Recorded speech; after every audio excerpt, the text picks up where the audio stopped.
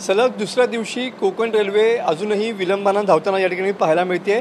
आपण सध्या रत्नागिरीच्या रेल्वे स्टेशनवरती आलेलो आहोत आणि मुंबईवरनं मडगावच्या दिशेने येणाऱ्या आणि मडगावहून मुंबईच्या दिशेने जाणाऱ्या अनेक गाड्या अजूनही विलंबानं धावताना या ठिकाणी पाहायला मिळत आहेत। दिवाणखवटीजवळ रेल्वे ट्रॅकवरती माती आणि डोंगर या ठिकाणी ट्रॅकवरती आलेला होता।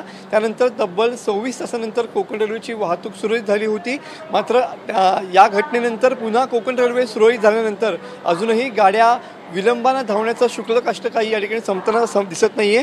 मुंबईवरून येणाऱ्या कोकण कन्या एक्सप्रेस 2 तास उशिरा, तुतारी एक्सप्रेस 1 तास उशिरा, तर मंगला एक्सप्रेस जवळपास 2.25 तास या ठिकाणी उशिरानं धावत असलेलं पाहायला मिळत आहे। तर मडगाववरून सुटणाऱ्या मडगाव CS टीम ही गाडी 2 तास 10 मिनिटं उशिरा धावत आहे।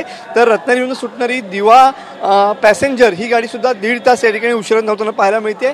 तर सध्या रत्नागिरी स्टेशनवरती आलेली ही जामनगर एक्सप्रेससुद्धा जवळपास 2 तास या ठिकाणी उशिरा धावताना पाहायला मिळते। त्यामुळे 26 तासानंतर या ठिकाणी कोकण रेल्वे जरी सुरळीत झाली असली तरी पण कोकण रेल्वेचं वेळापत्रक अजूनही सुरळीत झालेलं नाही आहे। अनेक गाड्या ज्या आहेत त्या विलंबानं या ठिकाणी धावताना पाहायला मिळत आहेत।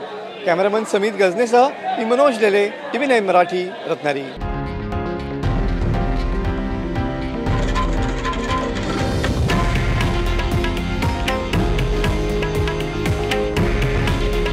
हे आहे देशातील नंबर 1 न्यूज नेटवर्क आणि आपण पाहत आहात TV9 मराठी। काळजी तुमची, हित महाराष्ट्राचं।